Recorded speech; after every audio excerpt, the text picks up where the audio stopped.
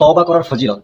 আর মানুষ যখন ভুল করে, মানুষ যখন গুনাহ করে, এই গুনাহ থেকে ফেরার জন্য আল্লাহর কাছে যখন তওবা করে, এই তওবার যে কতটা গুরুত্ব, এই গুরুত্ব বুঝাতে গিয়ে রাসূল আকরাম সাল্লাল্লাহু আলাইহি সাল্লাম মুসলিম শরীফের একটা হাদিসে বলেছেন, মরুভূমিতে যদি কোনো ব্যক্তি সওয়ার হওয়ার উদ্দেশ্যে সাথে একটি সওয়ারি এবং তার উপরে কিছু খাবার দাবার এবং পানীয় নিয়ে যায়, কিছু দূর যাওয়ার পরে সে ক্লান্ত দূর করার জন্য একটু বিশ্রাম নেয় এবং সে বিশ্রাম থেকে উঠে যদি দেখে যে তার সওয়ারি এবং তার খাবার দাবার কিছুই সেখানে নাই, অত্যন্ত চিন্তার সাথে সে তার সওয়ারি এবং খাবার খোঁজাখুঁজি করে, শেষ পর্যন্ত না পেয়ে সে নিরাশ হয়ে সে যখন ক্লান্তভাবে শুয়ে পড়ে এবং এই ঘুম থেকে ওঠার পরে যখন সে দেখে তার উট এবং তার খাবার দাবার তার কাছেই দাঁড়িয়ে আছে, তাহলে ওই ব্যক্তি কতটা খুশি হয়, তার থেকে আমার আল্লাহ আরো বেশি খুশি হন।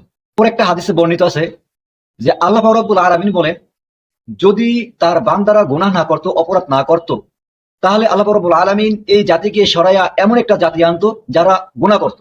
অর্থাৎ মানুষ ভুল করবে, আর এই ভুল করাটাই হচ্ছে মানুষের বৈশিষ্ট্য। আর আল্লাহ পাক রব্বুল আলামিনের বৈশিষ্ট্য হচ্ছে ক্ষমা করা। তাই যখন আমাদের ভুল হয়ে যাবে, আমরা কোনো গুনাহ করব, আল্লাহর কাছে আমরা এই গুনার জন্য ক্ষমা চাবো। আর এই ক্ষমা চাওয়াতে আমার আল্লাহ রাব্বুল আলামিন অত্যন্ত খুশি হন এবং তিনি বলতে থাকেন যে আমার অপরাধী বান্দারা আমার কাছে তাদের অপরাধ স্বীকার করেছে। তো সেক্ষেত্রে আমাদের থেকে যদি কোনো ভুল হয়েও যায়, আল্লাহর কাছে খাস তওবা করব, আর এই খাস তওবা করার মাধ্যমে আমরা আল্লাহর রহমত এবং নৈকট্য হাসিল করব।